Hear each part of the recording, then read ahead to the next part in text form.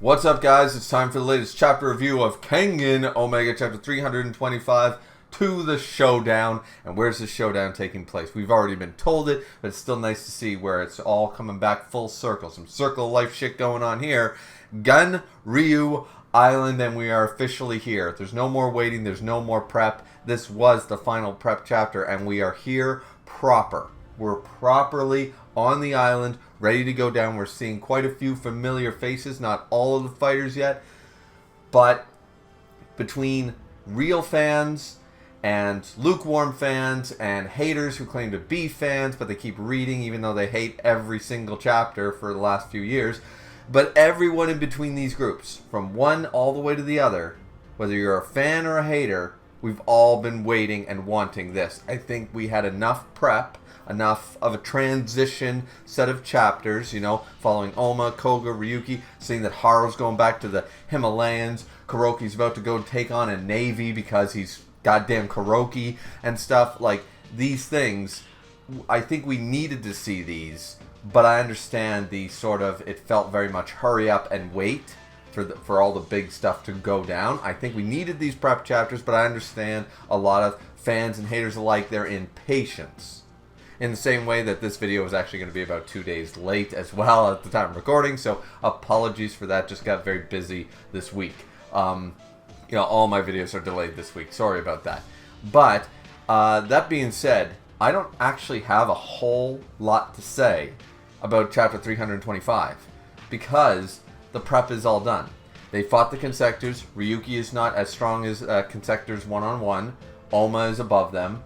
This was established last chapter, it's established at the beginning of this chapter, and then it's, alright, now we're heading off to the island, and we get to see a bunch of familiar faces. We see, Leonardo is there, some of the guys from the Berserker Bowl are there, and that new generation of guys, like the Monk Dude and stuff. We see those guys. Justin is there, there's Gao Lang is there, Seki is there, stuff like that. One key thing, though, that is mentioned in the chapter that I want to address is that, wow, look at all these fighters that are here. This is insane.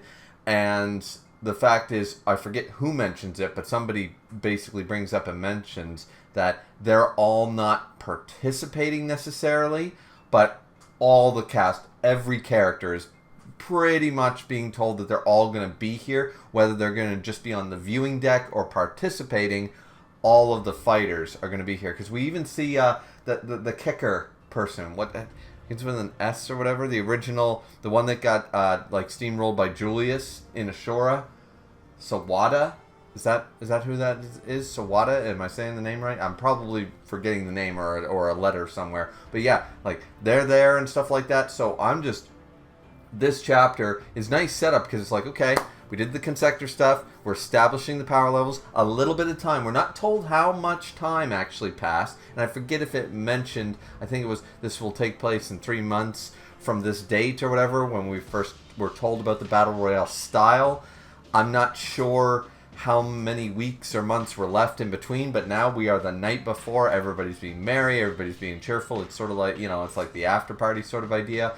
We don't see most of the heavy hitters, I would argue, other than Gao Lang and Seki. We do not see the new and improved Haru. We do not see the Beard. We do not see Roland, Agito, Ryan. We do not see any of the guys that we know should supposedly go far. It's mostly focusing some background stuff, but it's Oma, Koga, and Ryuki for the rest of the chapter.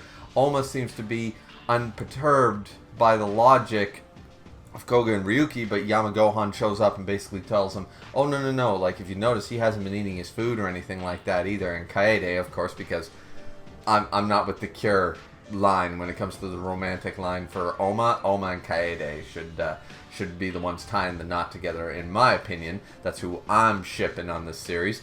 But they both notice and say, well, he's not actually, normally this man he eats like Goku, you know what I mean? This man eats like a Saiyan. He hasn't touched a single bit of food. So even the stress or the nerves are getting to him. They're getting to everyone. So everyone's sort of on edge. But in the way that this is the way to sort of the deep breath before the plunge sort of argument here. And all the fighters are feeling it, just some more than others. the chapter ends basically saying, and now the sun's rising. We get this 12-hour window or whatever they said, like 12, 16 hours the battle royale is going to last. It's going to be from sun up to sundown. We're like, I don't know how anybody could be unhappy with this chapter, because it's literally saying, okay, we did the Consector stuff. We're skipping the rest of the small time lapse or, whatever in between the battle royale and the rest of the characters. We're not going to see every single character in their training. We're just going to say, all right, everybody's here. It's time to start the fight. So, I don't know about you guys, but I'm happy with this. I'm looking forward to seeing who is not participating. Like, as I said, because we see some fighters here, some lesser known people, like from the Berserker Bowl and stuff like that, but we don't know, like, are they all participating or are they not going to participate? You know what I mean? Because we were just told that the fighters, like, some of them are just here to be observers. Like, some of them are like, no, I'm not going to be a part of this. While who's who? Which ones? You know what I mean? So let's just wait, see, and look forward to it. As I said, apologies if this chapter review was late. Thankfully, not really a whole lot happened. We can assume that everyone was training right up till the day of. We're probably going to see everyone in their peak physical forms, things like that, going forward. I assume other people have learned new movesets. I hope that, at the very least, here at the end of the review, so because as I said, that's the chapter, I do hope that they don't disinclude anyone with any level of expectations. Do you know what I mean? This is likely to be the final arc of Kengan. And I don't think there's going to be a third series, at least not for any time soon. So assuming this is the final arc and the final series, you cannot just say, oh, Seki didn't want to participate. Do you know what I mean? Like, he's only going to observe. We do not want that. We don't want to say that Hatsumi couldn't be found. We don't want, the beard not to show up. Do you know what I mean? Like, this is the time to showcase every character, no matter how high or low on the list, no matter what list you're doing, by favoritism, by tier list, by power scaling, whatever.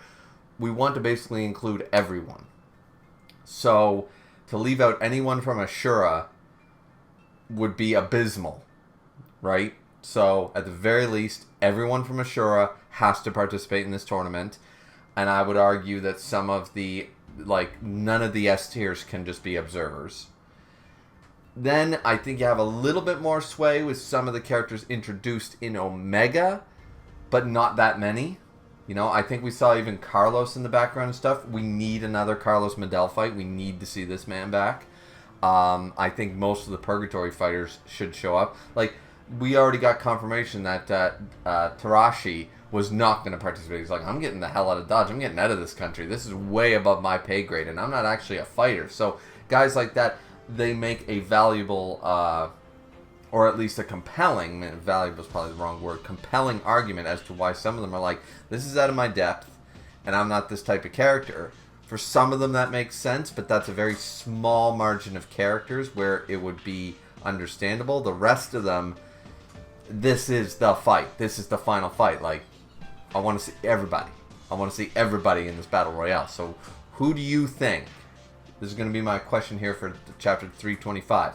Who do you think will not be included? Can you think of any character, whether from Ashura or Omega introduced, that will be shocking, that will not actually be participating in the tournament proper? Can you think of anybody that's on the list like, I want them to be in this, but they might not be, Is there anybody that you can think of like that? Because right now, there's so many, it's such a big cast of characters. I'm really hoping that Joji and Karushi are both going to be included, like Fist of Secret characters. I'm hoping they are entering the tournament. But I can also see that neither one of them do. And I think that would be disappointment. So my pick is going to go for Joji specifically, but then secondary Karushi. I'm going to say that even though we've been getting the fact that they did some sparring matches with Oma and stuff like that, and they, of course, are still above the levels of their disciples, you know what I mean? Like, Joji is still way up here. Karushi is still a better Cosmo. So why can't we have him in the tournament? You know what I mean? Things like that. I am curious. Do you think that they are going to be ixnayed again? Or is this where we bring everybody together? Let me know what you guys think down in the comment section down below. Don't forget to like, comment, and subscribe as always. And we'll see you all back here, hopefully on time, next week for 326. Looking forward to it. Hope you guys are too. Have a good one. Sayonara.